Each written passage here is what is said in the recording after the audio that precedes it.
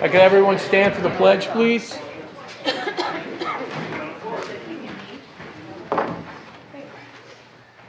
Mr. Nahum, can you lead us in the pledge? I pledge allegiance to the flag of the United States of America and to the republic for which it stands, one nation, under God, indivisible, with liberty and justice for all. Have a moment of silence for Mr. Hendricks, who passed, who was a former Gaylordsville Fire Department chief, and for the men and women in the armed forces.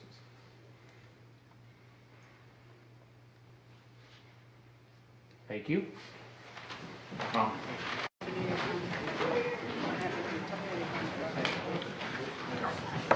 And Walter, before we do public participation, I'd just like to take a moment, if I could. And I would like to have Brian and Amanda Marshall come up for a moment.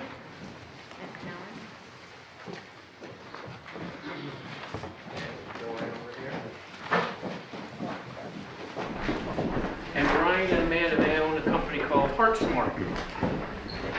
And what these are defibrillators. And those are for people that unfortunately are having a heart attack, their heart stops, and you need this to reactivate your heart. And I personally, from the bottom of my heart, want to thank you for donating these defibrillators for our town buildings so that in case something happens, we have the ability to restart someone's heart. Wow.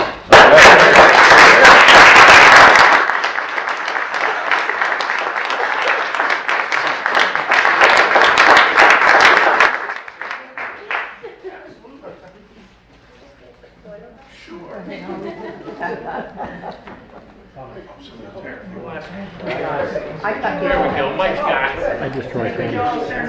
Okay. Great deed. Yes, you're all defibrillators. All right, good. Pretty cool.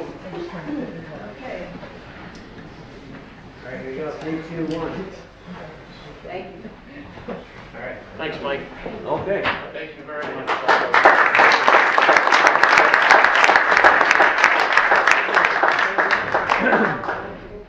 Thank you, Walter.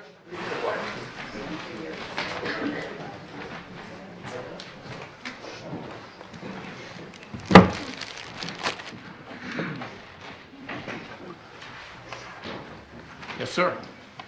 John Batista, please. Hello, I am Dr. John Batista of 88 Chernisky Road, speaking on behalf of some of my neighbors on Chernisky Road and the Northville area. At the last town meeting on December 10th, 2018, Mike Zarba, Director of Public Works, and Dan Stanton, Town Engineer, submitted a plan with a map proposing a 2-lane, 4-sided, double-box culvert bridge to replace the existing 1-lane span bridge on Chernisky Road, a scenic road. This plan would widen the bridge and adjoining highway from 20 to 24 feet, slightly flatten the grade of the road, and is expected to increase road speeds near and at the road to be in accord with the rest of the road. The submission of this proposal violates the process put forward in the Town of New Milford's Scenic Road Preservation Act, Chapter 17A-7G, Article 4, which states designated scenic highways should never be widened unless the amount of traffic, as determined by a factual study commissioned by the Town of New Milford, demands it to keep the road in good and sufficient repair and passable condition. Minutes of the December 10th, 2018 Town Council meeting report that Mr. Zarba said he is not aware of any facts about speed on this road. At the December 10th Town Council meeting, Town Council members Haida and Szymanski alluded to the fact that no traffic engineering study has been commissioned by the town. To quote Ms. Haida, "This is a scenic road which requires a factual study of traffic." We concur with Town Council members Haida and Szymanski that we are not aware of any such traffic study. Because of this, this proposal should be considered to be a violation of the Scenic Roads Preservation Act and subject to a fine not exceeding $100 per day to be enforced by the zoning enforcement officer. In fact, the submitted proposal is not a scenic road alternation proposal, but a bridge replacement proposal, which did not take into account the scenic road ordinance with regard to the need for a traffic study, preserving widths, grades, slowing traffic, appropriate materials, and other dimensions of the standards for altering a scenic road. Despite this, according to Chapter 17A.7, applications for alteration of a scenic road, at this meeting, you may accept this proposal and send it to Planning Commission and establish, with the consent of the Town Council, an advisory committee to consider this proposal. However, to do so would leave you open to legal liability, the possibility that the proposal will be summarily rejected as no mandatory traffic study was completed before its submission. As an alternative, we recommend the proposal be rejected, that the mandated traffic study be completed, and a new proposal for the alteration of the Chernisky Road Bridge be submitted that clearly articulates how it is in accord with the Scenic Road Preservation Act. From a phone conversation I personally had with the mayor in early January, it appears that the mayor may have already accepted the aforementioned proposal and be in the process of calling for the establishment of an advisory committee. If this were to be the case, the mayor would have violated the Scenic Road Protocols, Chapter 17A-7, alteration of improved procedure. This section calls for any proposal to alter a scenic road to be considered at the next scheduled town meeting, that is today, to be passed on to the Planning Commission and with the approval of Town Council, form an advisory committee. Again, we strongly suggest you do not approve the formation of advisory committee, nor send the proposal on to the Planning Committee. Instead, commission a factual traffic study and assert that any proposal to alter the bridge on Chernisky Road must follow mandated procedures and adhere to scenic road stipulations. John, you have another minute, please. Again, to not do so will only lead to possible legal difficulties, fines, and annulments. Thank you very much. Thank you, John. Thanks. Irene, 205 Pumpkin Hill Road.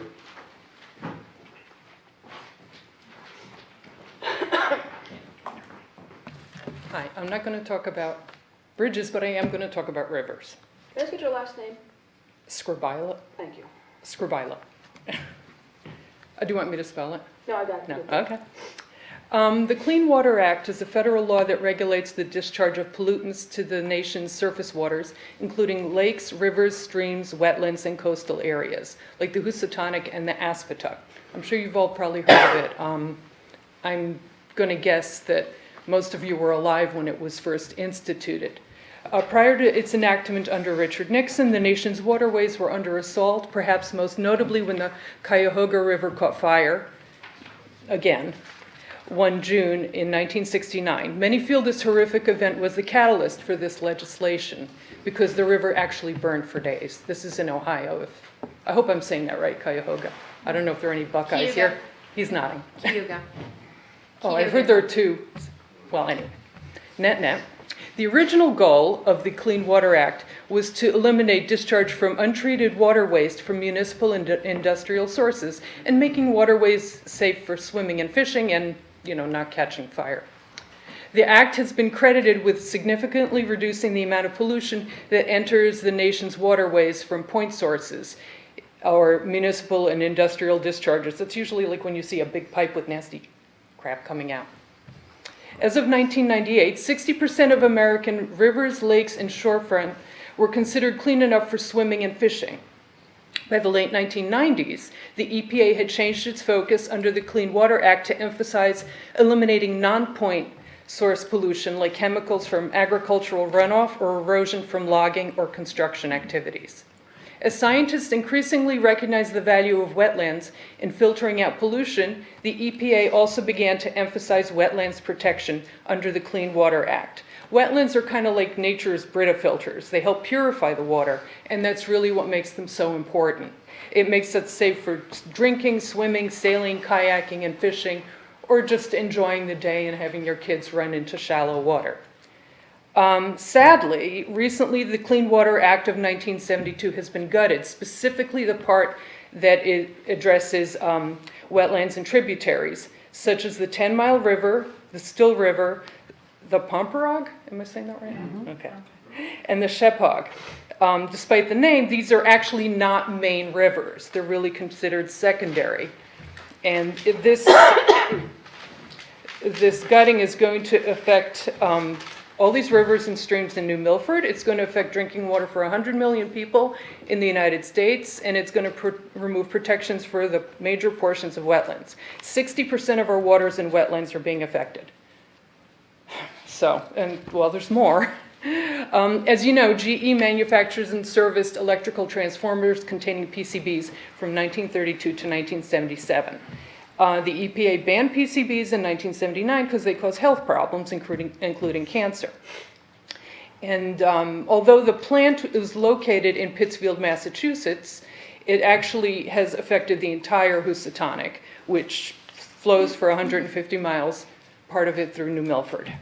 And I don't know if there's still a lot of discussion going on in terms of payment and just retribution and monetary discussions, but GE is actually looking to start dumping more into Massachusetts, and that's really of concern to me because I like to drink water, and it'd be nice to go kayaking once in a while and not grow an extra limb. Our waterways are under siege, and given the lack of concern on the federal level, it's really up to the states and yes, the towns to step up and intervene. And this is why I'm going to ask each and every one of you to make time and go to a film screening at the library. The film is called What Lies Upstream. It's a documentary about water contamination. And there's going to be someone from the Atlantic States Rural and Water and Wastewater Association who's going to specifically discuss the ramifications for Connecticut. And this is really important. I'm also going to ask you Irene, you have another minute, please. I'll be done by then. I'm also going to ask you to reach out to your state representatives and senator because it's really up to our state legislatures to act to protect our waterways too, since the federal government sadly is not stepping up at this time. And also our state senator is on the Environment Committee, and he seems a little bit too interested in killing bears and doves and not really interested in cleaning the water. So maybe you can help refocus his energy. And it's important for them to be knowledgeable about this too. So if you see Mr. Buckby at Big Y, please invite him. And if you see Mr. Minor, please invite him too. When is the showing? You didn't tell us. It's July 20, I'm sorry, I said July. My brain is thinking July because it's so cold. It's January 24th. You can pick up flyers at the library. Sadly, I didn't bring any. Thank you for your time, and I hope to see you all there. There's going to be a buffet, so bring a date. Robert Gambino, please.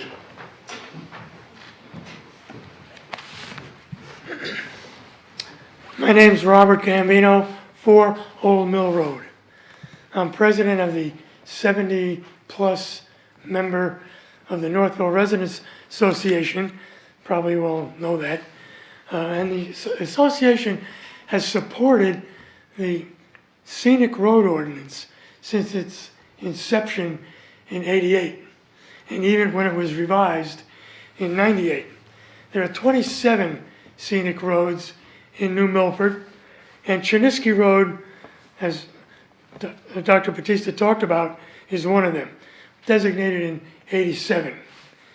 With regard to Chinisky Road, the association board of directors requests that you, town council, adhere to the ordinance and the ordinance statement of purpose and then comply with its procedures for the alteration that's being requested by Public Works. Now, sometimes natural disasters happen and they call for quick response. And there was one on Old Mill Road where I live a number of years ago. We had a big hurricane and water, and it actually washed out a piece of the embankment and was threatening the road to go right down into the river, a real washout, right near Carlson's Ridge. Well, no application for an alteration was needed or required from the scenic road ordinance because the emergency situation was evident. But lately we noticed activity that we feel that compliance and is required for Chiniski Road.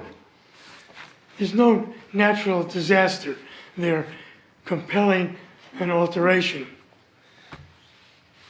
There's another one on Mud Pond Road that was designated in 87.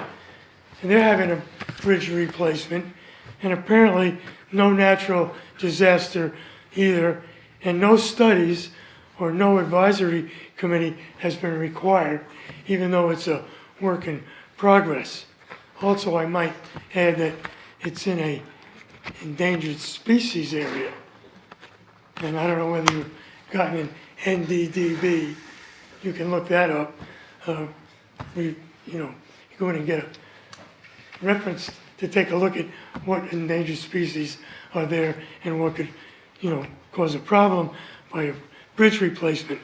By the way, Chiniski Road doesn't have that, so we don't need that permit. Many abutters on that road want that bridge. That's the Mud Pond Road. And maybe there is an emergency that we don't know of. Or maybe the abutters don't care about the ordinance. But we in this community do, and want to make sure that it's followed. So the association is asking the town council to remind Public Works Department, that's the one, to do their due diligence with roads that are part of the scenic road ordinance. These roads really contribute to the scenic beauty that makes our town such a real nice place to live. And we would like to keep it that way. Thank you. Thank you, Mayor. Thank you, Robert. Helen Applebaum, please. Helen? Applebaum? Hello? She must have- She's not here. Apparently not. Mr. Mayor? Thank you. Schedule. Thank you. Next, I'd like to move on to the mayor's remarks. These will be brief this evening. First is concerning the transformer move that will be tomorrow, which is January 15th. It will start at Pickett District Road at 8 p.m. The timetable is a moving road closure from Pickett District Road all the way up through Gaylordsville to 55 to New York State. Meaning a moving road closure means as the vehicle moves, which is approximately between 3 and 5 miles per hour, once it goes by you, the road will be open. If it's not by you yet, and you see the police cars coming towards you, the road is going to be closed. It will be open for first responders in case of emergency. So I just want everybody to be clear. We posted this on social media sites. I sent out an Everbridge to our residents that are on there. We also had Public Works with their help.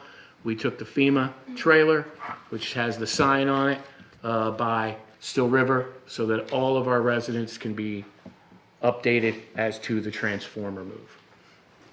Secondly, again, as we did in memorial to former past Chief of Gaylordsville, Mr. Hendricks, may his memory be eternal. We're continuing now to work on our budget for this next year, which is 19 and 20. I've been meeting with the department heads. We've been reviewing the budgets on a line-by-line item. Once we complete this as per our charter, it then will go to the town council. It will then go to the Board of Finance and then to the public. We will have joint hearings as we have every year, which is going to be Board of Finance, town council, as we review the budgets. The Board of Ed will then bring in their request as well, and then the town council can make their adjustments, and then the Board of Finance. We've also been working with our Board of Education partners when it comes to capital requirements. I've been meeting with them about every 10 days. We'll be meeting with them again this week again to talk about roof replacement, the timing of the roof replacements, and all of their capital items that the Board of Ed as well as the town needs, not moving into this year, but also within the next 5 years, so that we can properly plan for our taxpayers and for our residents and for our business community. Tonight, we're going to be interviewing and I'm making a recommendation to hire a new tax assessor. Tax assessor position is very important to our town. I'm very excited about the candidate that's going to be coming before you tonight. Very excited. The next is we're continuing with our road program. We started it last year. We're continuing it this year. What we're doing now is we're going in the planning stages. We're engineering the roads that we're going to be working on. We're making sure that they're done in the most reasonable, cost-effective, and safe manner for our public. Reason being is so we can do more roads, because a lot of roads need help. Speaking of roads, Chenirsky Bridge, that was just talked about tonight. We are going to comply with the scenic road ordinance, because that's the wishes of our public, and that's our charter. So we are going to be doing that. Rest assured. Also, with our road program, our pothole machine is going to be coming. It's going to be coming mid-February. And what's that going to do? That's going to help our workforce fix our potholes with a state-of-the-art machine that takes one guy. More efficient, more pothole work, better for our community. So I'm very excited about that. That's coming in. Another thing too, I'd like to thank the Rotary. The Rotary, this past December, I went to their meeting, and they donated $14,300 to help New Milford move forward to different civic organizations. So I thank the Rotary for that.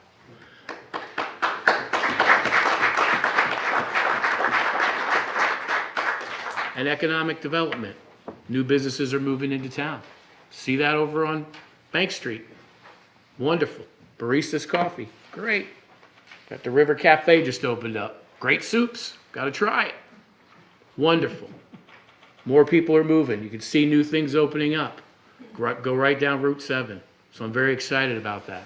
Our economic development director, we're continuing to work with our headhunter there, and we've got some very viable candidates that we're interviewing, and hopefully soon we can make a very good announcement about moving this town forward. So I'm very excited about that. And with that being said, I'd like to move on to the next item on the agenda, which would be our consent agenda. Item 4, can I have a motion to approve items A through E on the consent agenda? Second. Any discussion? All those in favor? Aye. Opposed? Sorry. Yep. So from the public comments, words are important. I have 2 changes for the meeting minutes. Okay.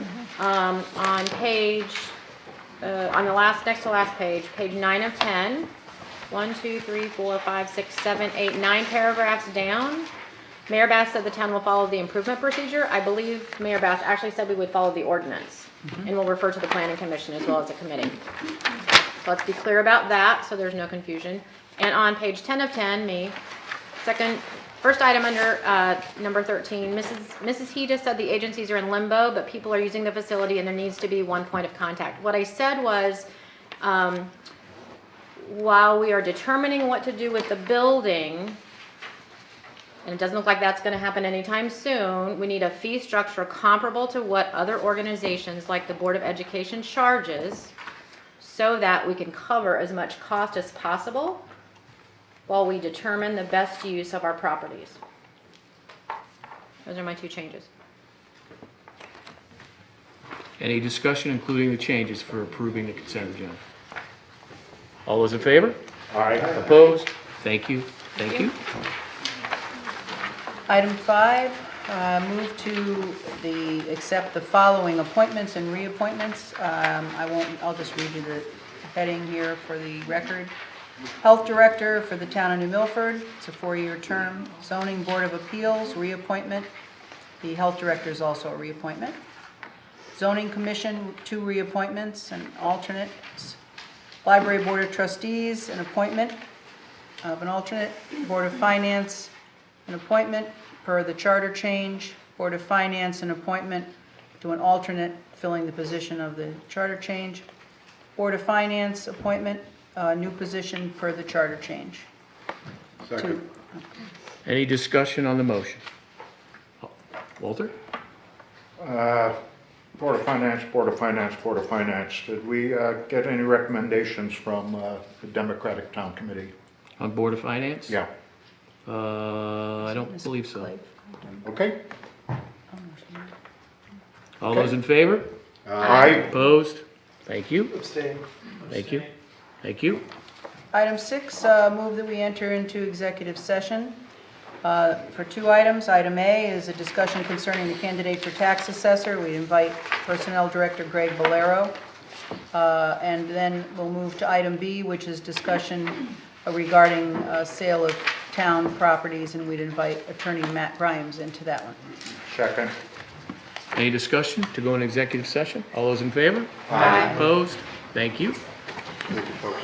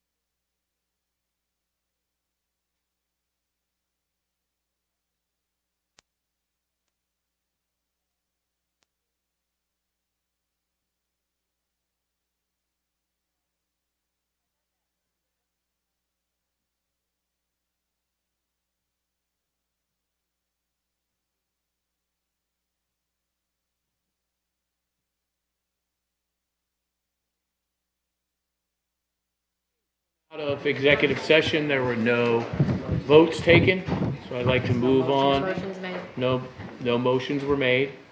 So next, I'd like to go to the, Item 7. possible action for the position of tax assessor. Katie? Move to approve the appointment of Brian Lastra as tax assessor of New Milford at a starting salary of $100,000, effective January 28th, 2019. Second. Any discussion on the motion? All those in favor? Aye. Opposed? Welcome Thank you. aboard. Congratulations.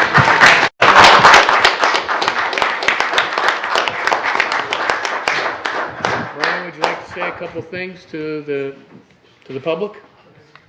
It's your first shot. Yeah. Warm up now.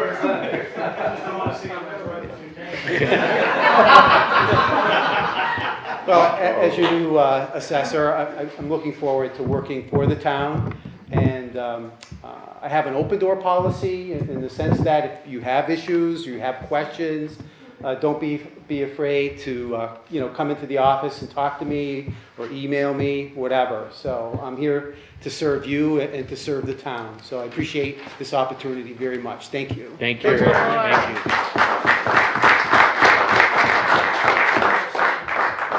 you. Second item, called 7B. Yes. Move to authorize Mayor Bass to call a special town meeting at 6:15 PM on January 28th in the E. Paul Martin of Town Hall. I think we need to 6:45, excuse me. suspend the rules first. So we don't Well, make how a do we motion. manage to have, yes, motion to suspend the rules? Second. Any discussion? All those in favor? Aye. Opposed? Okay, now we can add. Adding 7A. With respect to the property at 82 Perry Drive, I move to authorize the mayor to call a special town meeting at 6:45 on January 28th, 2018, E. Paul Martin Room at Town Hall, 10 Main Street, New Milford, Connecticut. Second. Any discussion on the motion? All those in favor? Aye. Opposed? Thank you. Good. Item 8, update and possible action regarding Mariel Road Bridge 05118. Mr. Zarba, Mr. Stanton, can you come up?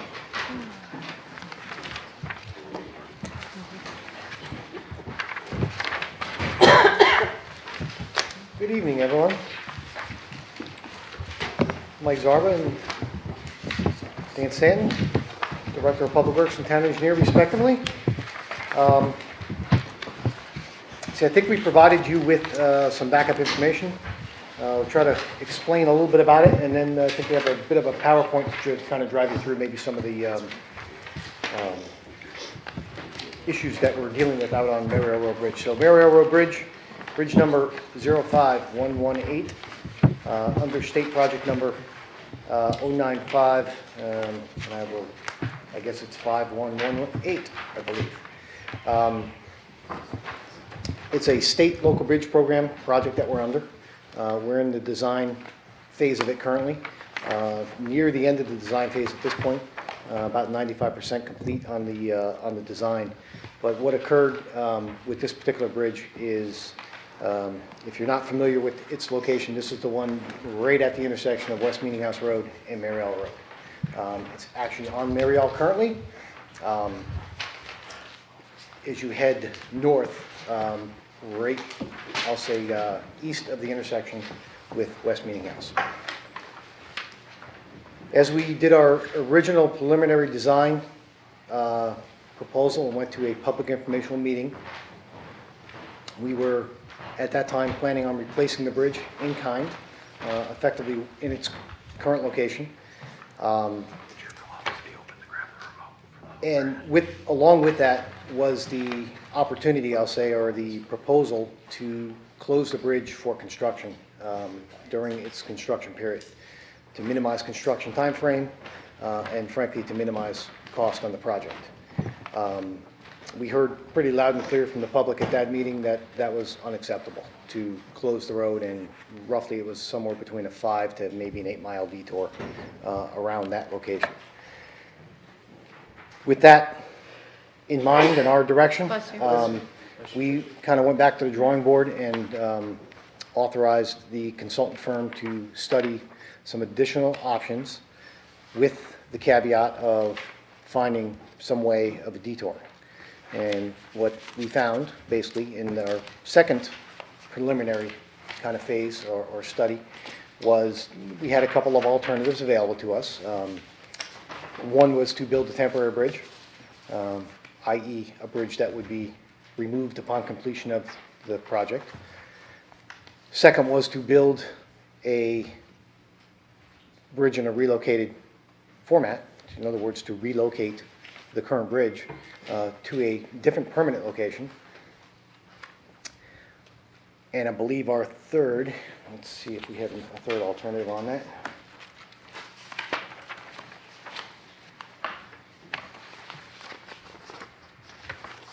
Was to also consider a pre-stressed concrete deck with a alternating traffic alternative.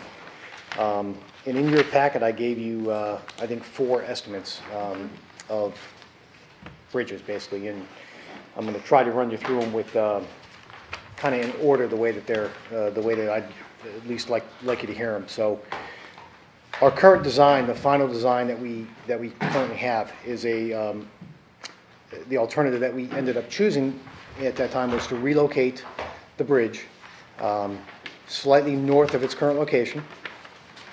We relocate a portion of Mariel Road along with that to intersect kind of more at a T intersection with West Meeting House Road. The bridge technically is and would still be on Mariel Road, but it would be just a little bit further north than it currently is. The reason we chose that was basically boiled down to cost overall, and the cost differential. So I'm going to point you to an estimate at the bottom right-hand corner of it. It says cost estimate Mariel Road FD, meaning final design. And this is a basically a final design estimate from our consulting engineer. It's a 3-page estimate, and I'm just going to point you to page 3 of that, which is a just over $3 million estimate. Contingencies, construction costs, et cetera, are included in that project, including incidentals for construction itself. So that's $3,020,000 is the estimate for that one.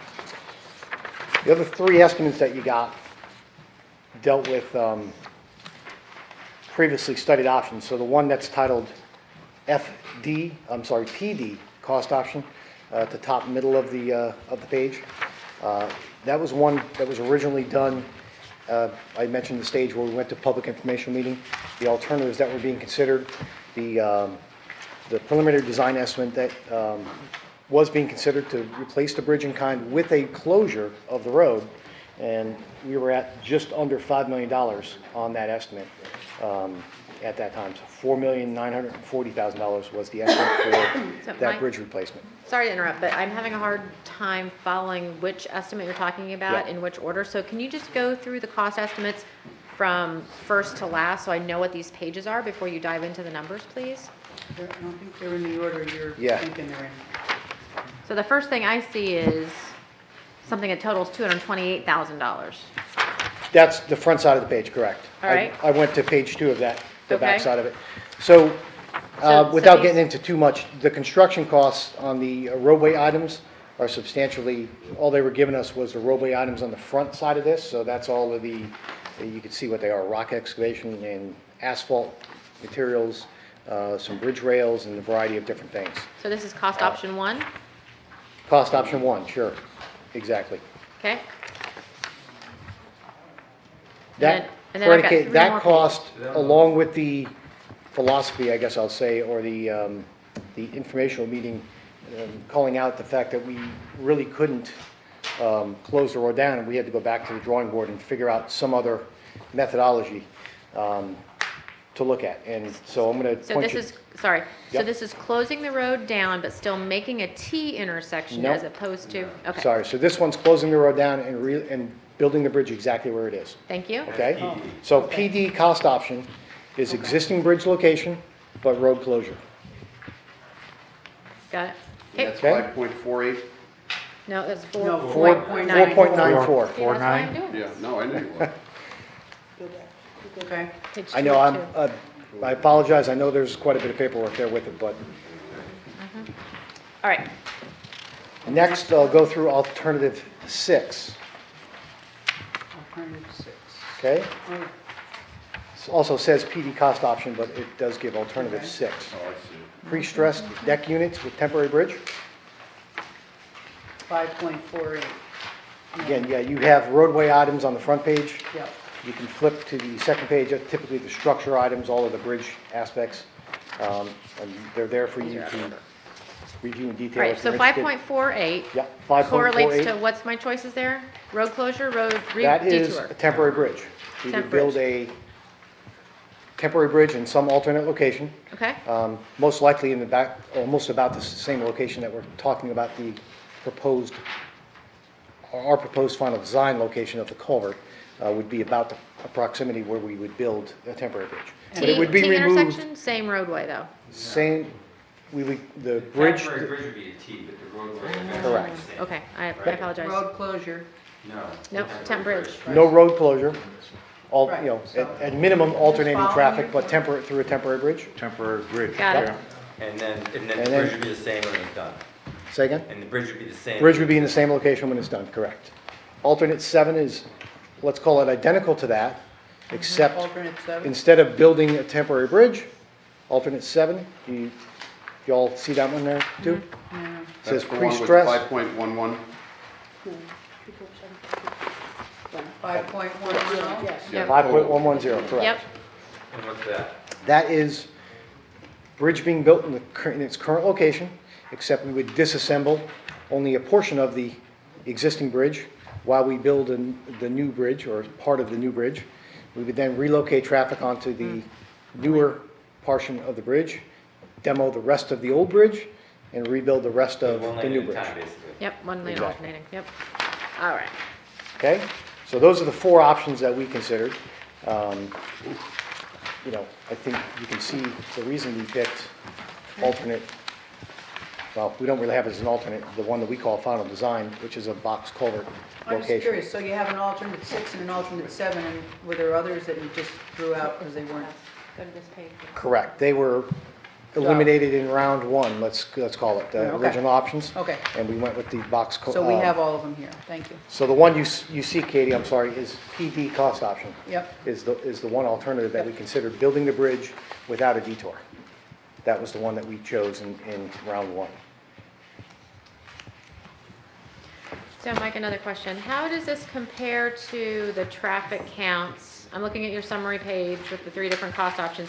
How do the traffic counts compare to Aspetuck Ridge Road and that bridge being reconstructed? Tuck Ridge Road Bridge has about 2,000 to 2,500 cars a day. That was what we saw. And what about the bridge over by Wellsville? What was the traffic count there? You said I think Wellsville? that might be in the neighborhood of like 3,000 to 3,500 cars a day. So this is less, much less.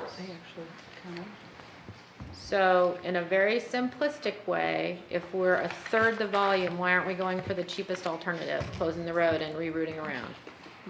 It's not the cheapest, though, is it? Because I lived with the Aspetuck and the Wellsville, and it didn't kill me. Well, actually, yeah, Mike's right, it's not the cheapest. The cheapest one that we came up with, or the most I should say cheapest, because none of them are cheap, certainly. The lowest cost alternative that we could find was a relocation of the current bridge. So we could kind of kill 2 birds with 1 stone, I guess we'll say, in terms of keeping traffic open while also building a new structure.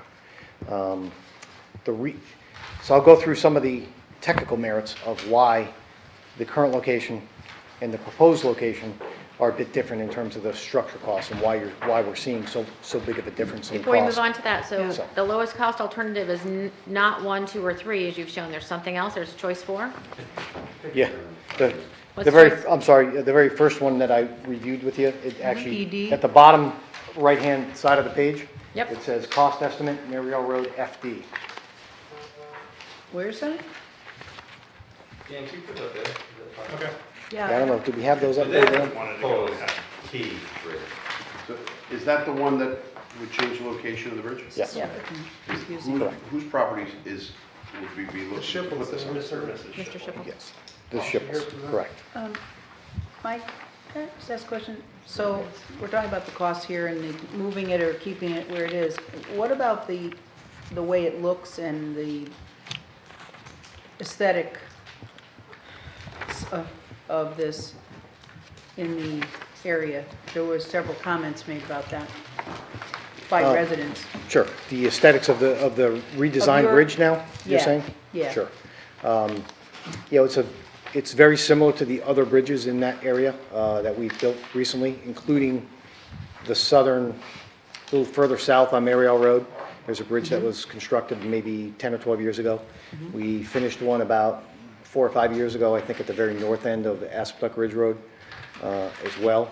At least what we've proposed in our bridge design is in this case, it's a pre-stressed concrete box Lower culvert. profile Okay, type. box culvert, that would go in the channel, and this Dan's is got the the view picture up looking there. down the street. It's a view of it.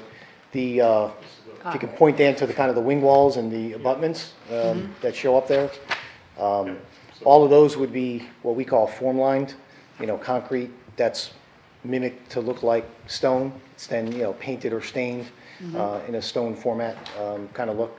Again, very similar to what you see at Grove Street out here, what you see at the north end of Aspetuck Ridge Road, and many other locations around where that style has been used.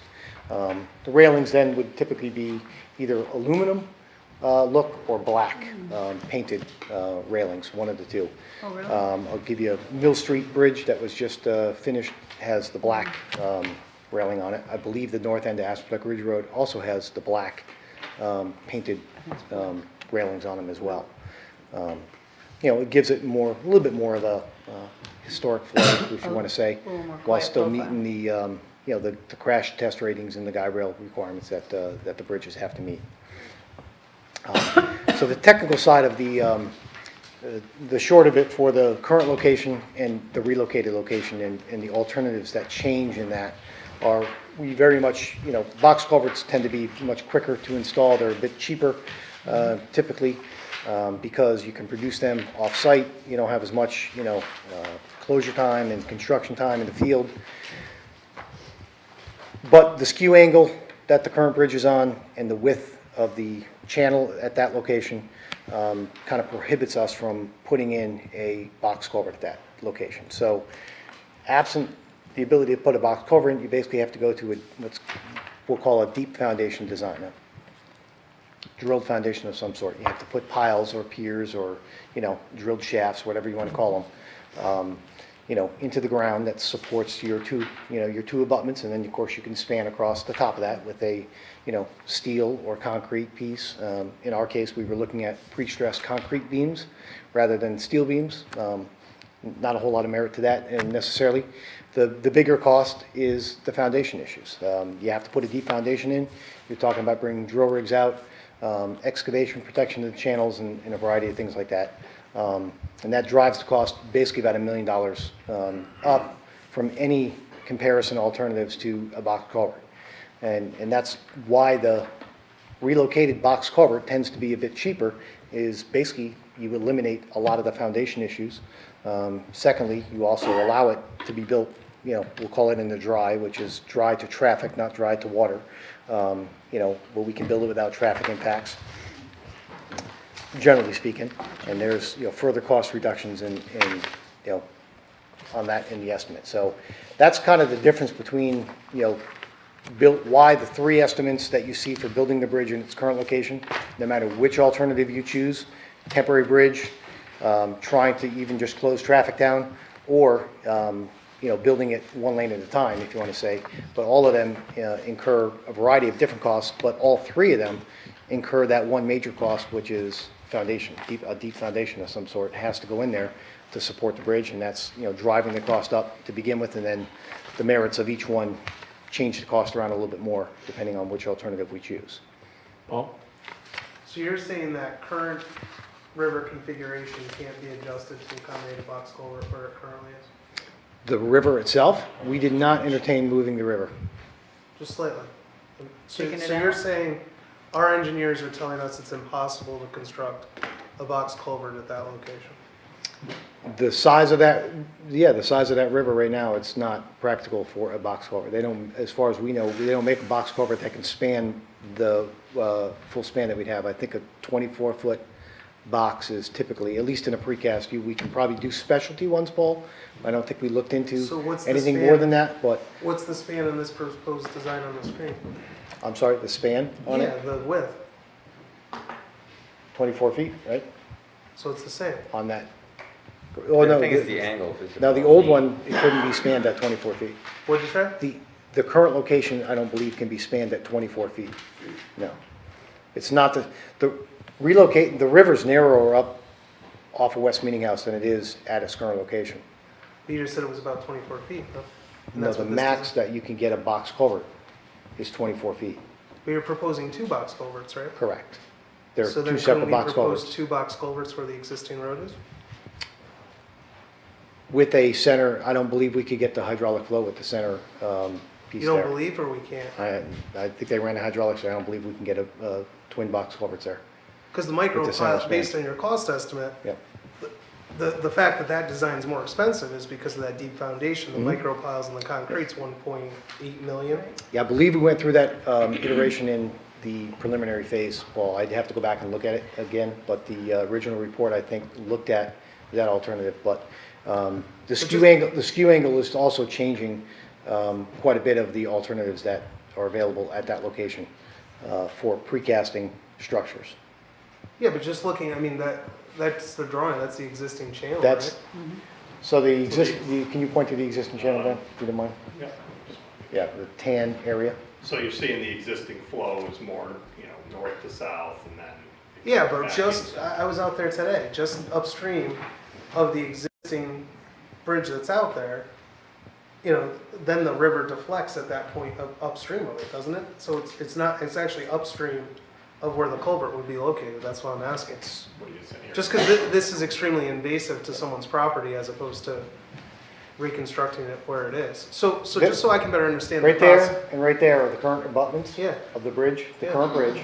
To Yeah. replace that area right there with the box culvert, the skew angle, this angle right here, between perpendicular to the bridge and this angle, doesn't allow for conventional casting of box culverts. So don't skew it and have the box extend in that area there perpendicular? The and on the other river area channel has to stay perpendicular? where it's at. We aren't moving, we're not Can't- proposing to move the river channel.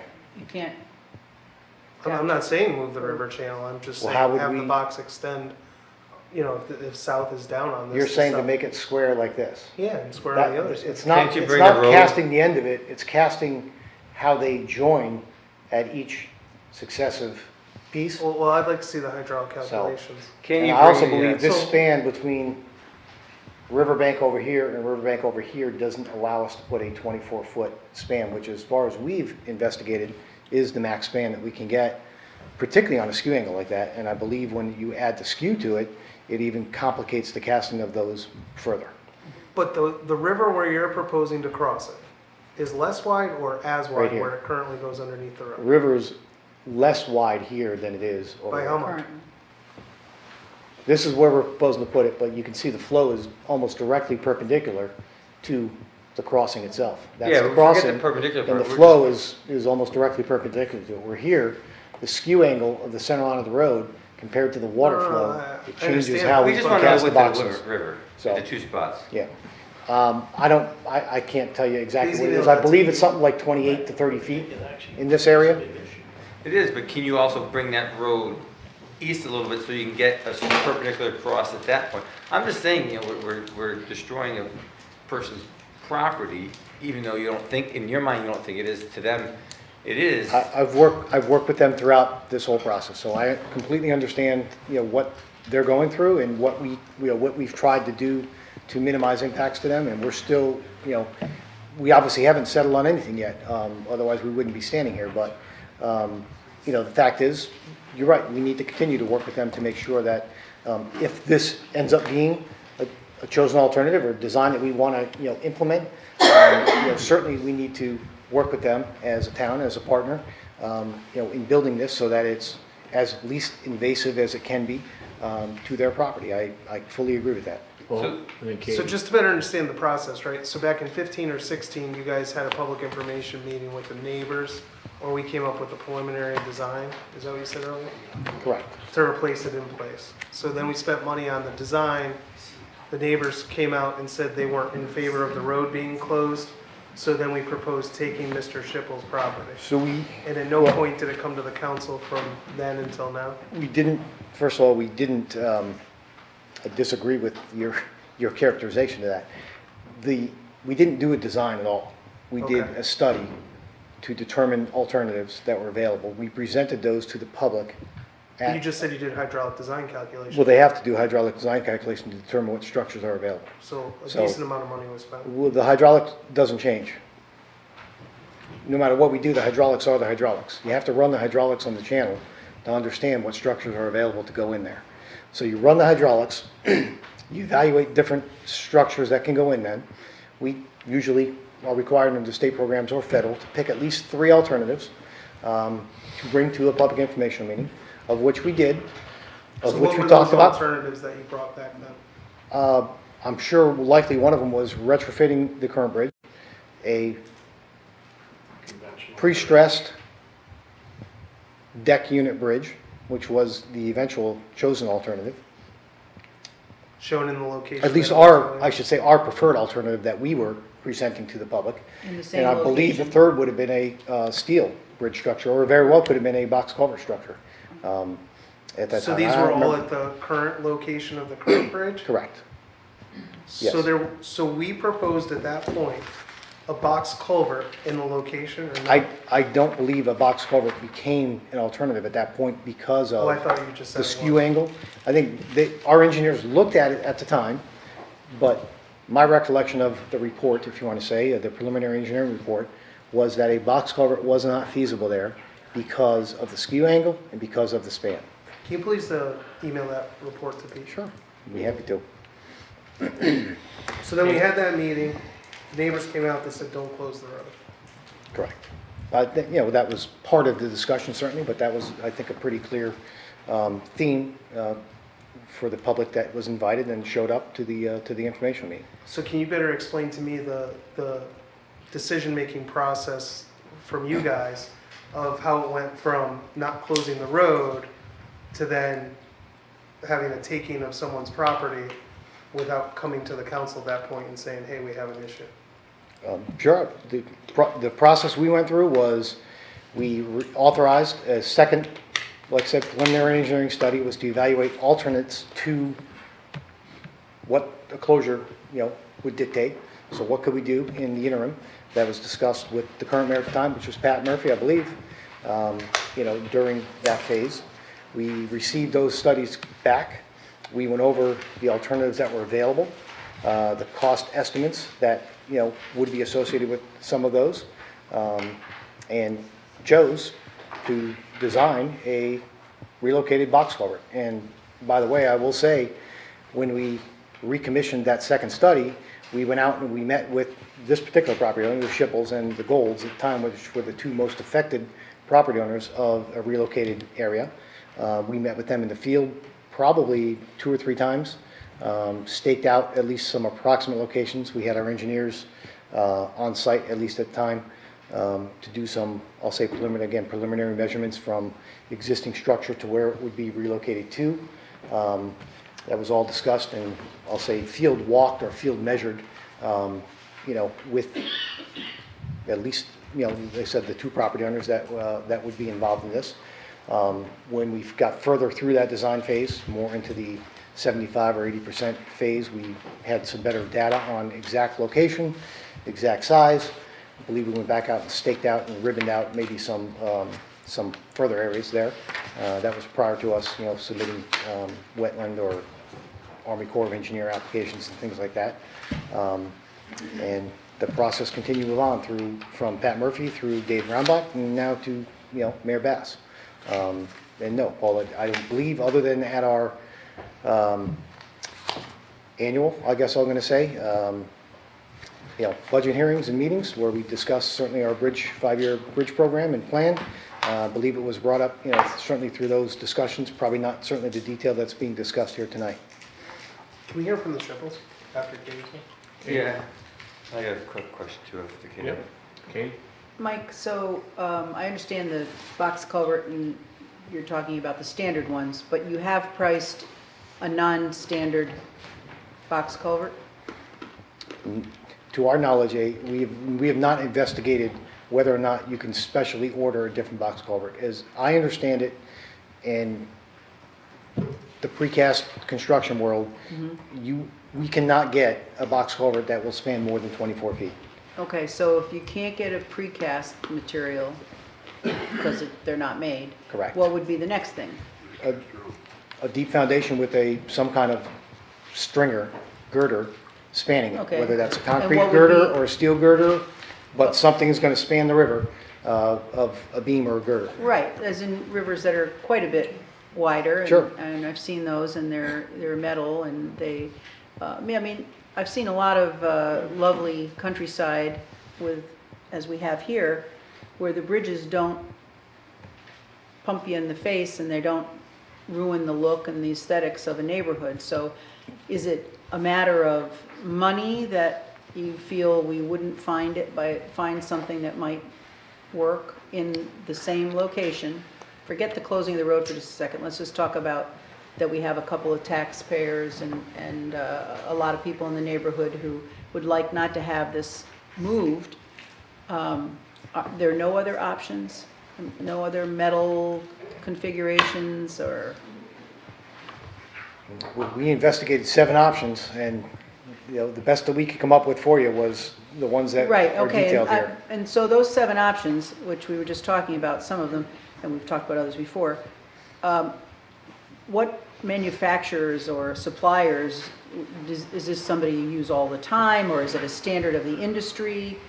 I mean, how far afield did you look? I just, I'm not saying what you did was wrong or not usable, but there are places in this country and in the state and right around in Litchfield County where there are bridges replaced like this, and they don't muck up the sightline and the look and everything else. And they managed to do it. I just wonder if we've looked at every place that we possibly could, or asked in some other towns, or if you know of another bridge in a similar situation, to ask somebody there, well, how did you guys do this? Box culverts don't come more than 24 feet. So, Well, the conventional options that we looked at they're very conventional bridges for a bridge this size. but no non-conventional A options? pre-stressed box beam, the beam to span it, a steel stringer beam would be, a decent alternative. You could go to a truss structure if you wanted to, at that point. They aren't typically used in this kind of span length. Yes. They tend to be a little bit more expensive, so if you're gonna span Okay, so the I Lover's guess Lake what I'm Gorge, just a truss might asking, be a good spot for it. I'm just asking on behalf of others and myself, if I live there on that road, is, maybe non-conventional thinking or looking for something a little different for all the time and effort that's been put into this already, and I realize you've done most of it. I just wondered if that had been And explored. that's one of the reasons we hold our, public informational meetings. We look and seek for that kind of input at those meetings. Bless you. And how are the neighbors? One of them is here tonight, right? Let's hear from them. Yeah. Mike, you had a, Yeah, I just have a quick comment. The land below the road, that's another property owner, I assume? The one that says 139 Bucks Rock? Yeah, Yes. because there's no way to push the bridge down so that it could still go across the square. I mean, I guess you'd have to shut the, Horizontal. make it more horizontal so that it wouldn't. Cost effective. What?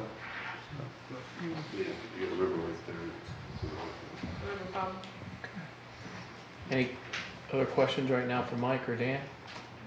Okay. Shipples, can you come up for a moment? Good evening, everybody. Good evening. I was not planning on speaking this evening. Oh, yeah, I'm sure we will. I mean, it's a big project and it certainly affects us. Oh, excuse me, I think you need to state your full name. Yep. address, Richard and Schipple, everything. 8 West Meeting House Road. Thank you. That is our property. To talking about what Kathy was saying, I think replacing the bridge in the current location, I don't think anybody really is so concerned with what that looks like, because we don't see the underneath of that just because of the natural curve of the river. Where it is now. Where it currently is. What ends up happening, well, there's multiple things happening. There was a public information meeting. There were a couple people up Mariel Road that did not want the bridge closed. They didn't want to be inconvenienced after the other couple bridges were replaced. So they kind of, guided the way of these poor gentlemen. What I was amazed at is when I met with Mike, there was like a huge set of plans. And maybe we did speak originally, but I know after those plans were, I remember the first time seeing those plans were in my driveway, and there was multiple plans, and I didn't really, at that point, know what I was looking at. I knew they were thinking of bringing the intersection into our property. I didn't realize how much it ended up being. What you're seeing from the current location, although there's setbacks, so it's not all our property, but with the realignment and the riprap, it comes up 195 feet into what we're used to being our property. Just off of that little gray area, we have a swimming area, and we'll show you pictures. Our kids swim in that area. It's a natural beach area.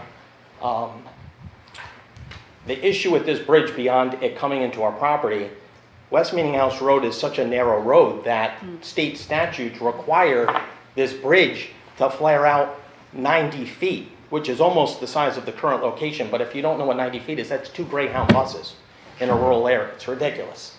And I know why they had to do it, to meet the state requirements so they get the money, but at the end of the day, it's crazy.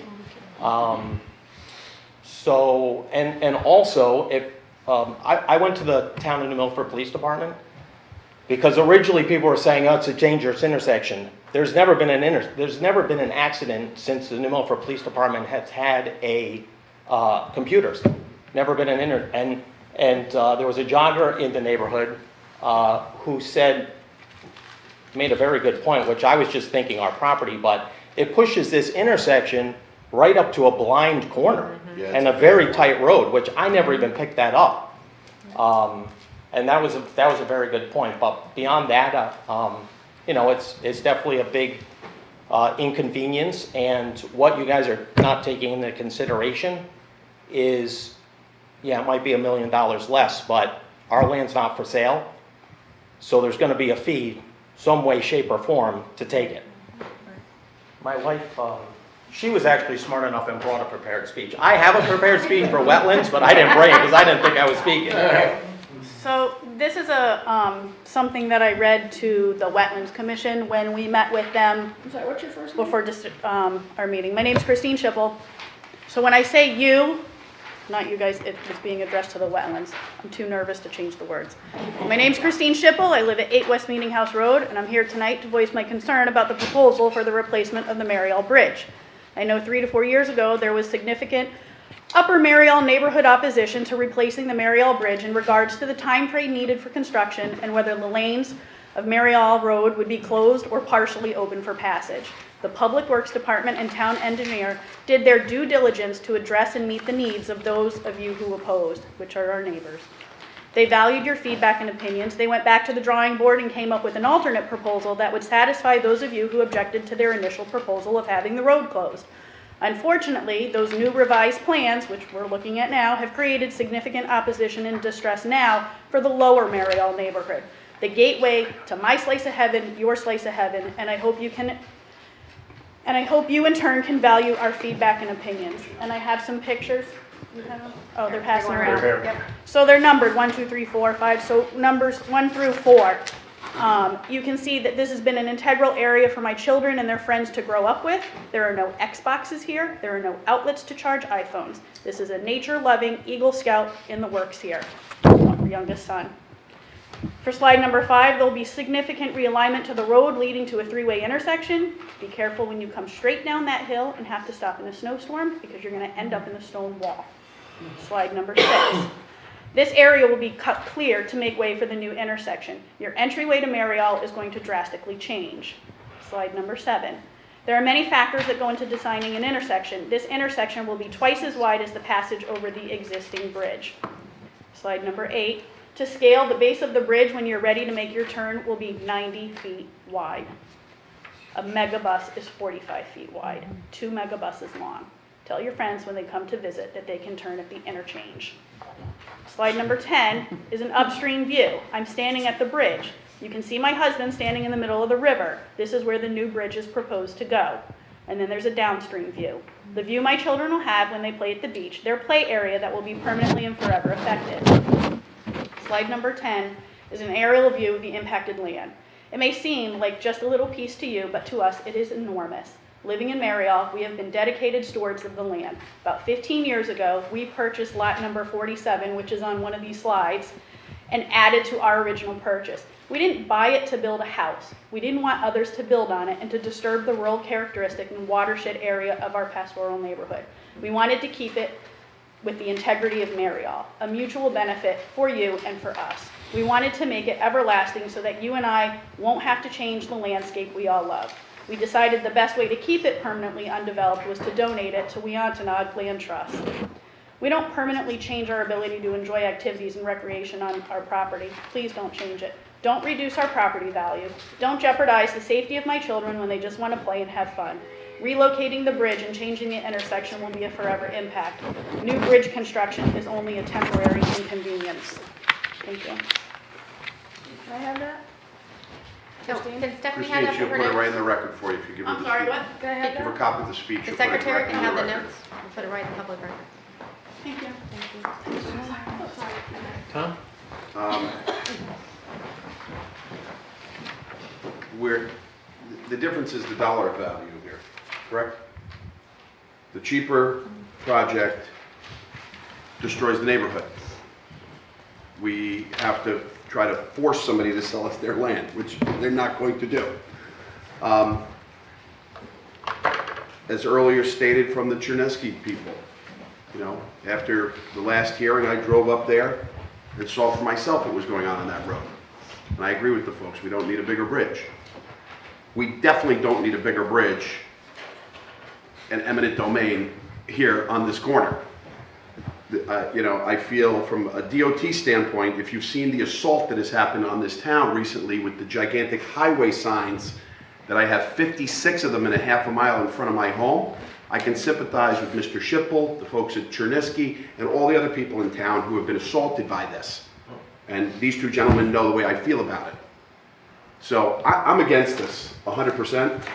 I think we got to find a way to put the bridge back up, keep everybody happy, and not try to eminent domain. There's no crisis here that we need to try to perform eminent domain on Mr. Schippel's property.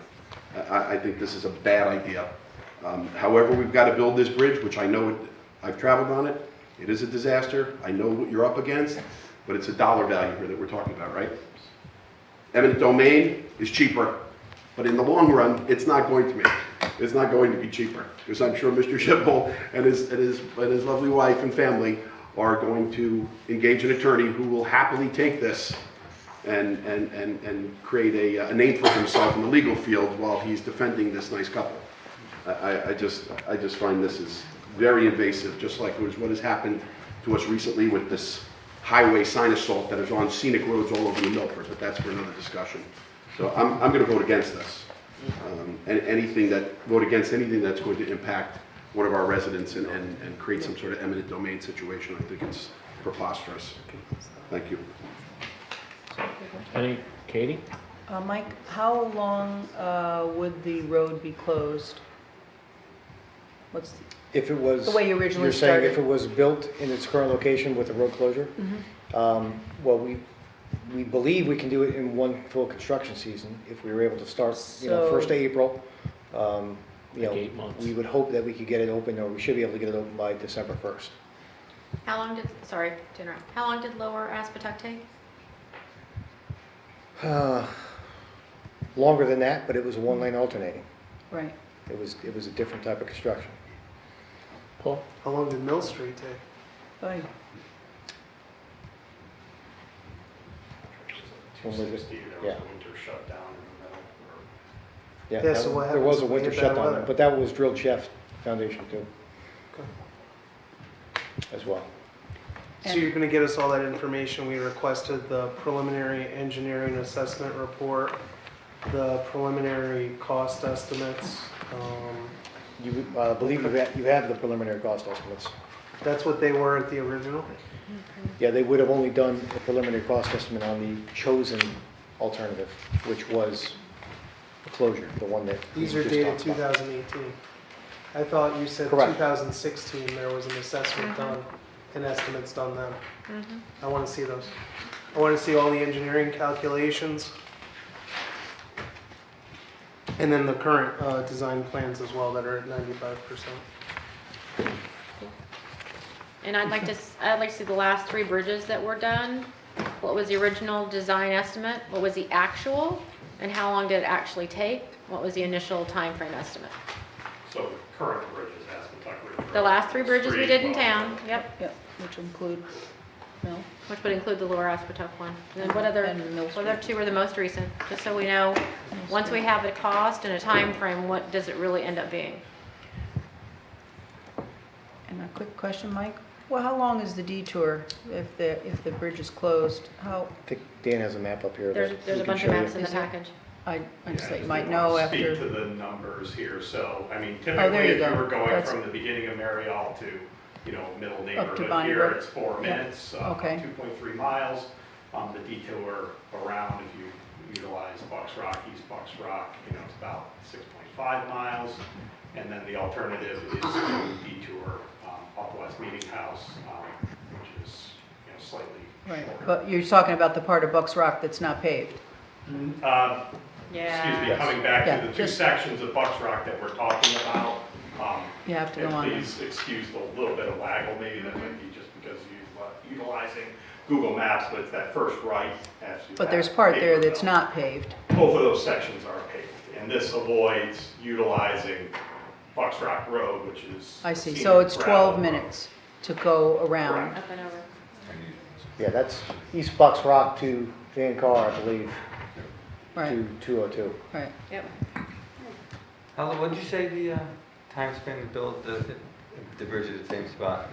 8 months, It- give or take. It's an aggressive schedule, but it's, the whole point or reason we thought about a full closure was it gives us the opportunity to do it in one full construction season without having to keep it closed over the winter period. Right. That's, Strongly agree with you. there's a little bit of luck that has to happen for that to be the case, but that would be the best case scenario. The worst case scenario obviously would be that there's some kind of delay, and it happened on the southern bridge of Marial, I think I mentioned earlier. They had some kind of foundation, I wasn't here at the time, but they had some kind of foundation problem, issue that they could not resolve quickly, and they ended up, which I think is why the northern Marial people were very sensitive to a road closure here, because they went through 2 years of road closure, I think, on that project, or almost 2 years of road closure, so. Are you speaking of the bridge that's just past the curve as you head south towards town on Mariel? That It bridge? would be in between this bridge Yep, and where Long Mountain takes off. Yep. It'd be almost right in yep, between. I know the bridge you're talking Yep. It was closed a long time. As long as it doesn't mess with 8 Mile Road, I'm good. Let you have your priorities in Okay. order. Not to belabor this point, but I have to concur with what Councilman Esposito said. I am fully against eminent domain for our residents. That is just not what our town is about. Our town is about neighborhoods and scenic beauty, and that's just not the right thing to do in That our was neighborhood. not something Public Works was pursuing. We want to work with our neighbors and. Yes, we, And I don't mean to put words in your mouth. so To that effect, let I me just want be to clear, state and my I don't want to position. speak for Richard, and Richard certainly, can stand up here. Richard and his wife have been nothing but professional about it. We've discussed on several occasions alternates, availability of things that, we would try to entertain and work with them on. We've never talked eminent domain. We've never talked, that we were that this was gonna be forced down their throat somehow. Okay. We've always been engaged with them. Okay. And like I said, I don't, you can nod, you can tell no, I'm full of it, but we've tried to be, at least, and I hope he does agree, nothing but open and honest with them about what's going on and try to engage them in the process throughout the time. That's not to say this is the best alternative. I'm telling you what the differences are in terms of cost, which I believe generally is a topic of discussion that we have. So, when I'm entertaining it, it's simply, there are a lot of cost-related factors here that I don't believe I've come to the table yet in being able to stand here and tell you why you should allocate $2.5 million more on a project than some other alternative. So that's, why we're here, why we're discussing it. There's merits to both, there's no doubt about that. But, my job with you typically is money related. My job with them certainly is public relations. We've talked about maybe some alternatives we can look at or do to help alleviate some of the pain, but I believe they're right. I don't think we can fully eliminate the implications that it's going to have on their property. That's not to say that it's not a valid alternative, but their points obviously are valid, and we've tried to work through things that we can try to get to make it at least more livable for them. And certainly we understand that until it was built, that's never going to be known, and we all know that at that point it's too late. So it's something we have to decide together. We have to decide which way we're going to go, and we have to move on with whatever design that we choose to go with. And I'm looking for your guidance on that, as much as whether that's authorizing me to go and design a project that we know costs more money. But I don't believe that's a decision that I should make myself. I think I've talked about it with the mayor several times, and I think he doesn't believe that it's a decision he and I should make by ourselves. So we're here discussing it, and that's why we're discussing it, and we'll move forward from that point. Mike? Yeah, just at the point of, seems like sometimes Mike gets up here and gets bashed. If we found out later that there was a design that was going to save the town $1 million and we didn't hear about it, we'd be upset. So his job is to present it all to us, and we can make a decision. So he came up with a way that saved us money, and we're going to look at it and say, you know what, it might save us money, but it's not in the best interest of the town. That's our job. Yep. Katie? Clearly, you're right, Mike. Of course, we always want to know about the cost, and nobody's beating you up at that. How long has this bridge got before it becomes a crisis? It is a crisis. Yeah, it's in need of. Well, I saw the replacement, rating, yes. but I didn't bother to look up what all that meant. So next week, next year? Well, let's put it, we're at a stage now, we're most likely not going to get to construction in 2019 anyways. But we certainly need to put a schedule together here that puts us through the design phase and permitting phase by the end of 2019. Ready. So that we can get this bridge to construction in 2020. Ready for 2020? Yes. Thanks. Can I just throw one question out? Can we look, listen, I traveled over the old Tappan Zee Bridge for a year and a half and watched 5 miles of a gargantuan bridge go up in a lightning fast Amazing. time. Yep.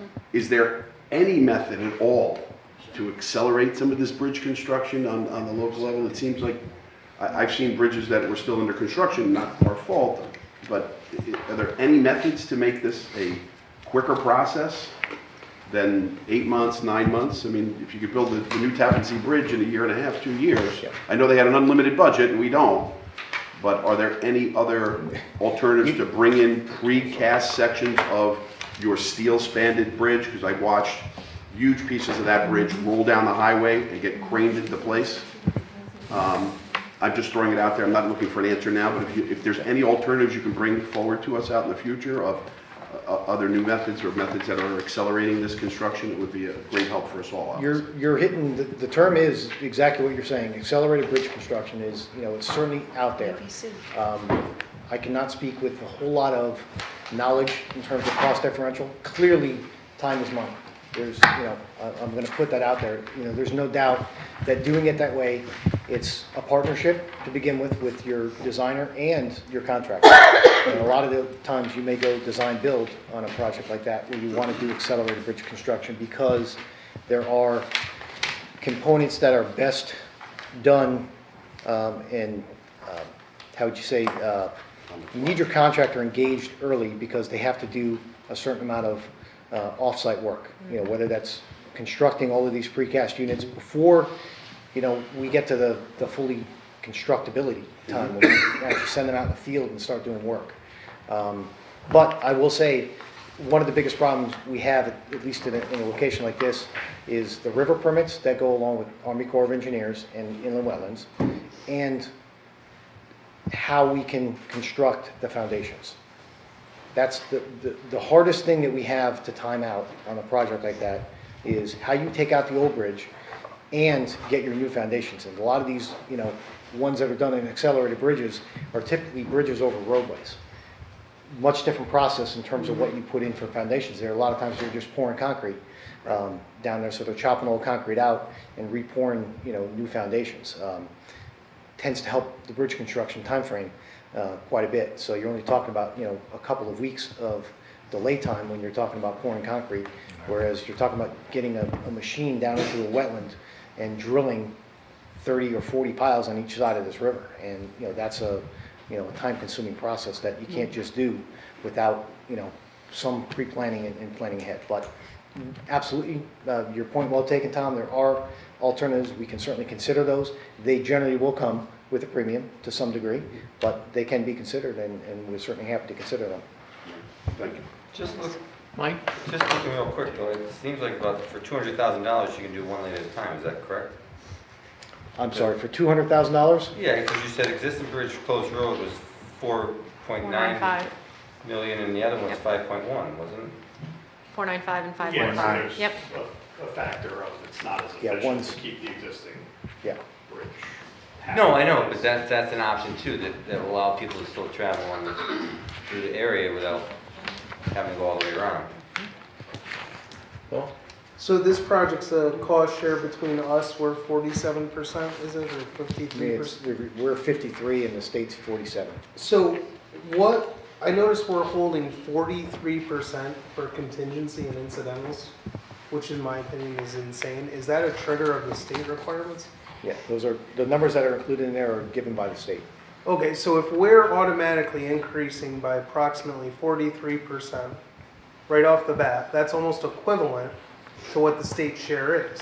So are there reductions in design standards that we can do if we don't use the state's money, since they're driving up the cost already, equivalent to what their share is?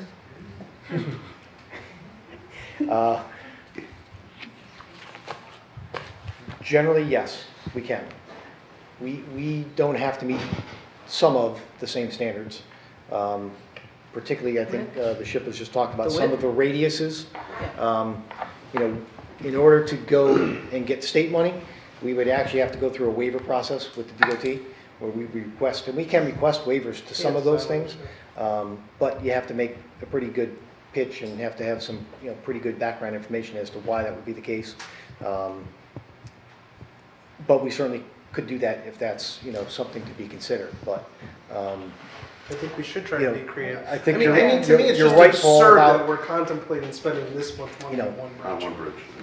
And that it appears 43% of the cost, I mean, granted, I know we're gonna have overruns, but we Yep. have really good plans, is triggered by the fact that we have to do a state requirement. So I'd actually like to explore that alternative as well. Right. What design standards could we reduce? Yeah. And what would the And what's according the cost? decrease in construction cost be? Absolutely. And then that helps us from an administrative perspective as well. Right. And time perspective of going through that, Without having having them approve everything. So it can cost us 3 million or it can cost us 3 million, right? 60% of 5 million. Without having to hop through their Yeah, hoops. yeah, bless you. I mean, And we it don't have isn't- to wait for their approval, Right. all Right. the paperwork. right. Nothing has to go through them, which is a ton of administrative time on Yep. our end. It's absurd that the state can drive the cost of something like this up. They're still gonna collect their tax money whether they take them. Any other questions for Mike and Dan? I'm good.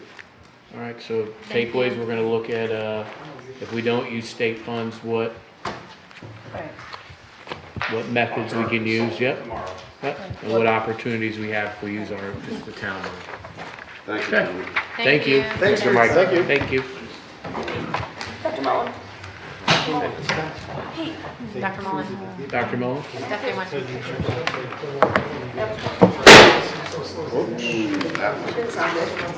That sounded expensive. I never thought of that. It's not a computer. Stephanie? No, they're for Do you Stephanie. need this? Yes, please. That's better. I don't know. Then you left? I know I really don't like these, but I'm forcing myself here. Going on, but I have to bring some more. We're at item 9. Yep. Mayor? Yep. No, I'm up passing to these him. out. Okay, please. Okay, let me give you the parts to that.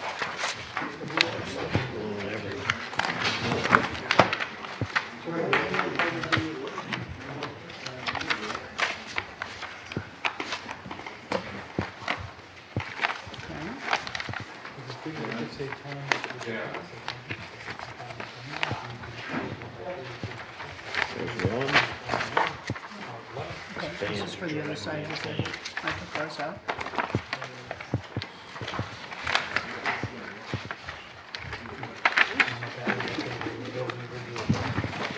Only one, right? Yeah, we want one more of these. 2 pages? Well, this is one set, okay. Pete just came Yep, over that's too. one set. That's one set, would you pass that down to, pass that down to Peter? I got more of these than you need. Get your set. They're all sets. Is this just one? That's just one. Pass you 1 each for those. Just one sheet. Just another set. Yep. So does this go to Dr. Muller? Wait a minute, no, it's not. There's 2 pages, 13. You gave me more than one here. Okay. Can we turn the fan off for a minute? Yeah, I'll fill Can the you turn the pen. fan on? Here's 1 page of stuff. There's 2 sets here. Well, it says new No. position. Wait, I got, That's new position, new position. no, I'm looking at Start. the, okay, so this is one. Give it to You page sure? 13, 14, 15. Page 16 too. I have one set of 13, 14, 15. Yeah, 'cause it's, all right, this is one set. Pass You mean that page to 16 Mike. somewhere? I need one more set. Paul, I can share with Walter. Another one? that's 2, that's Yeah, I know. Douglas. We need one. And one for me. You got it. I'm gonna go up for punishment. And this has been blown around. So it's just this? Nope, I got So there is a shade up there.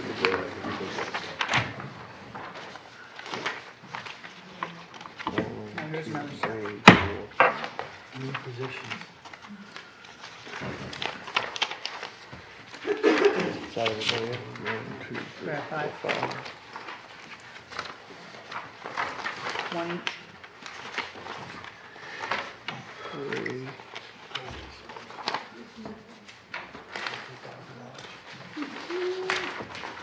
One for Lisa. That's just gone, right? This is gone. Oh, okay.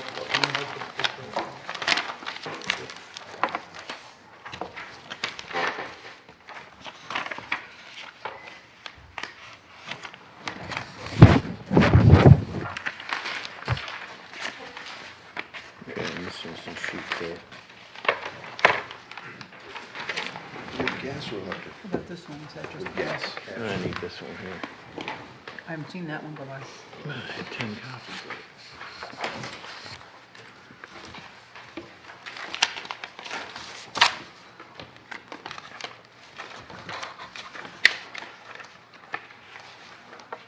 No, we haven't seen that. Hey, Matt, can you come here for a sec?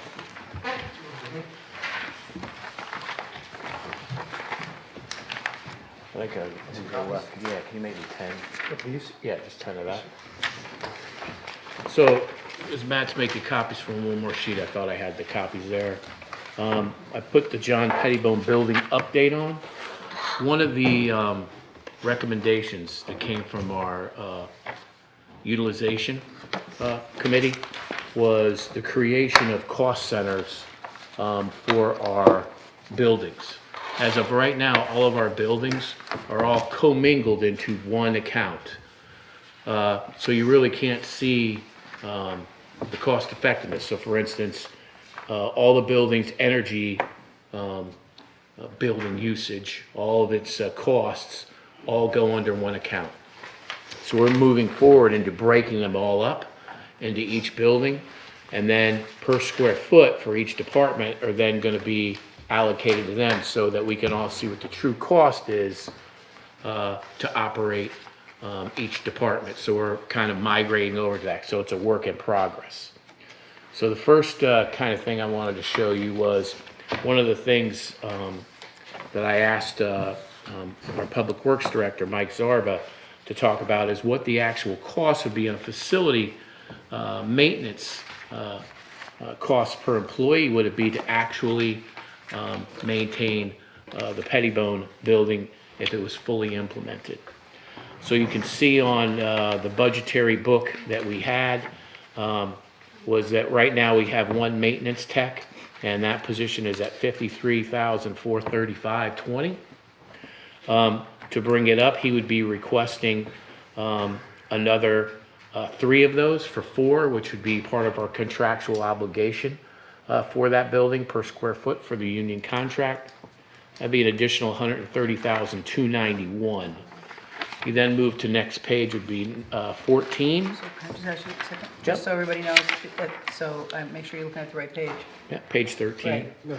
Yep, okay, so the bottom 130,291 is additional, To the 53,435. correct? Thanks. Then you go into where he's actually talking about the additional overtime to cover the additional 75,000 square feet. At JPS, he's putting an additional $10,000 in for that line item. You go down to fixed charges, where he's talking about systems testing, certification, pest control, alarms and surveillance. He's adding an additional $20,000 to that. Then he's talking about additional uniforms for staff, which would be $2,300 there. Safety supplies would be another $2,000. Custodial supplies would be another $7,000. So there's your additional manpower costs for the building. The next page, while Matt is, yep, building Well, we supplies. got it here, Uh-huh. and then you got it here. Yep, So it's actually 2. just 7,000. Oh, see, it's a line here on page 15, and Yep. then it's a line. So there's only one 7,000. Correct. Okay, it's Then moving on to the next handout that I gave you was in tracking the energy costs. Thank you, Matt. I'm going to hand this out. I had asked our finance department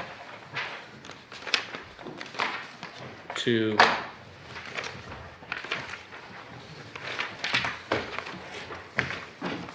break out within the segments that we have in our munis, to break out the portion that is billed to Pettibone. And you can see those, and this is at 30% capacity, these numbers, which is where we're at for the building. 120,000 is at the current 30% capacity? Correct. So one of the things that you're gonna see is when you're looking at these are by quarter. And if you're gonna take the first quarter 18 to the fourth quarter, that's you come up with a number there, and it's for electric, heat, sewer, trash pickup, water. One of the ones that is not in this number, I'm getting some more numbers in, is Wi-Fi is $7,600 annually for to have Wi-Fi in the building. That's $7,600. I'm getting the bill for that. One of the things I wanted to make note is our new bill that we just got. This is just for gas itself for that building. As you can see, the billing for this last month was $17,685.18, which was much higher than the previous month. So I've asked Eversource to do an audit. They brought it up to see why our usage is 3 times as high as it was in the previous month. See if it was in the nominally. This is gas. Gas. Right, gas account. This is gas because we run on natural gas there. So this is just the current bill? Correct. Prior to that, it was 5,700. Correct.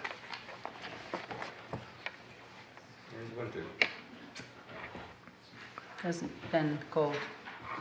So, and we're gonna continue, every month I'm gonna be bringing in new ones for different buildings. So town hall will be the next one, to where we're gonna go through building by building, so that when we're going into the budgetary process, we know what the costs are per building. And then the goal is within each cost center, to break it out per square foot, what it is. And if, for instance, town hall, whatever the department is, their square footage, then it would be, built into their cost centers. Any questions?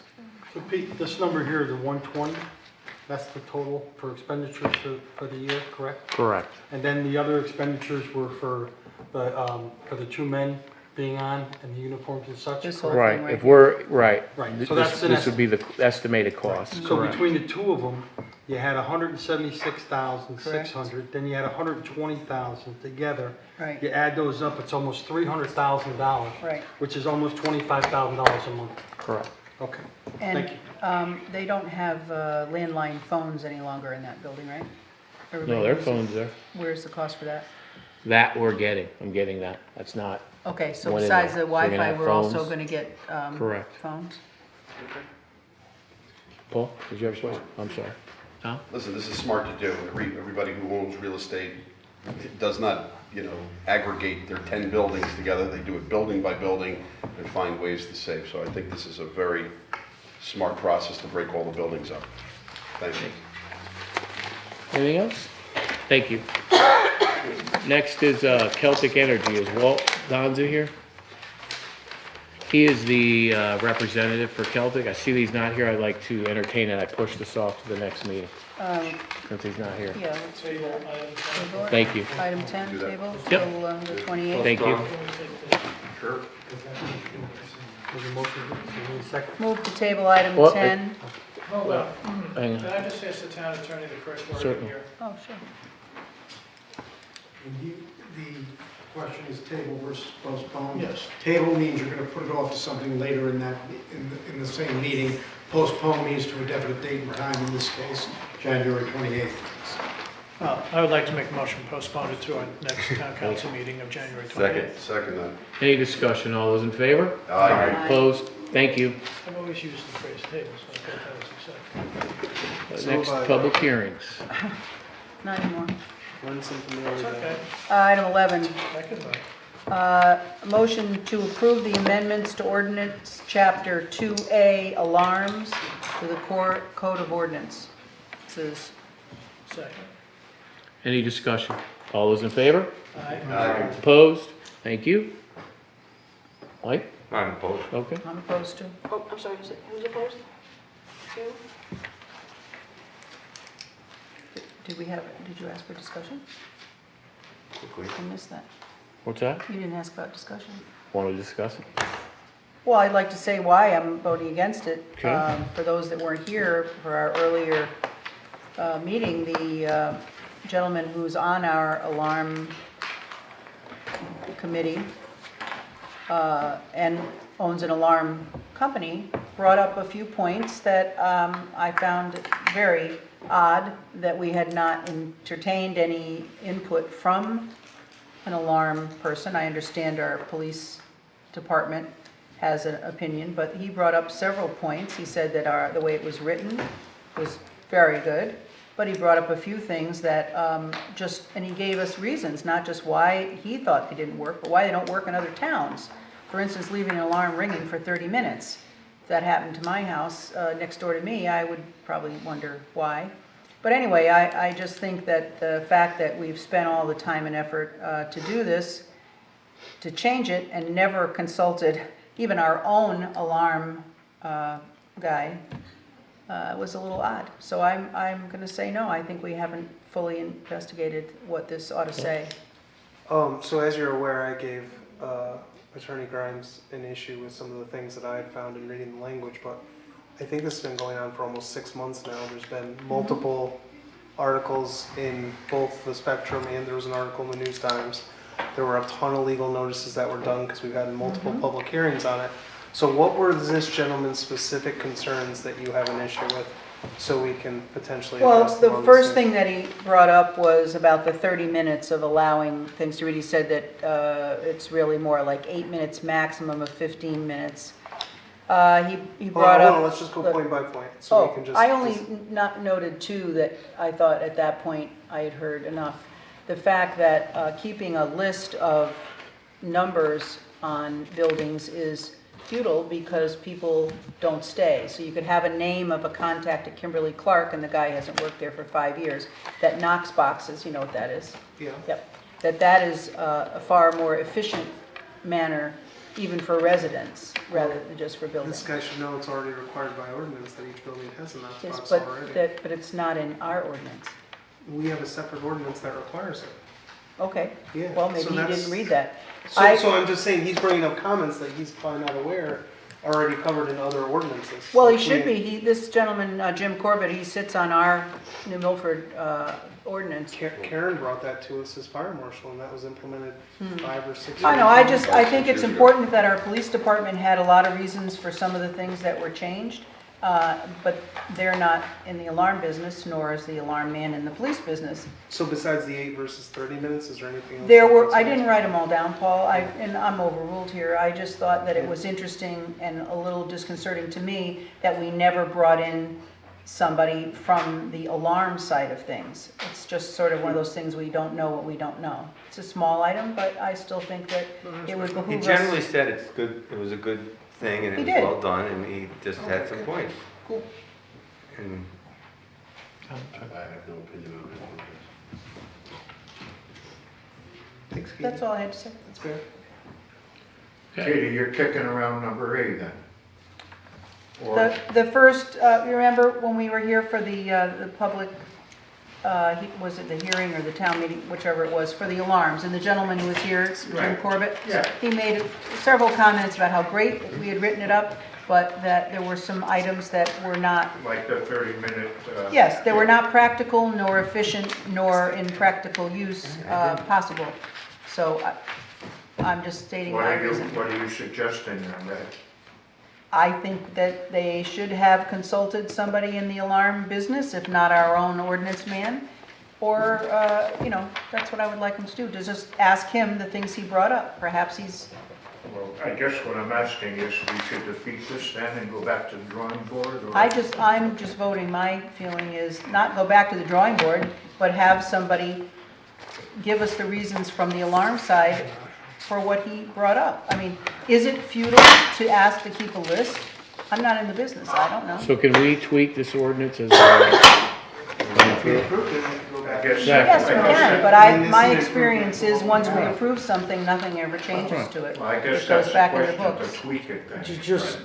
Just for the record, a couple of things. First of all, no, the public hearing is closed. This ordinance has to go up or down as it is at this point. So if it goes down as it is, then you are starting from scratch on a new ordinance. Well, we certainly don't want to do that all over again. no, However, the how do we 30 go minute- about tweaking it, Attorney So- Grimes? You would literally be starting from scratch. You've closed the public hearing now. No, You're not- if we go with it this way, can it be amended in any way after the fact? Somebody could propose that, sure, it could be amended. There you go. I mean, we start. That's what I'm asking. We got But it. to Okay. amend it, to amend it, then you have to go Proposes through public. revisions, and then we can adopt it. That's right. Absolutely. Yeah. So then the council has the right to adopt amendments?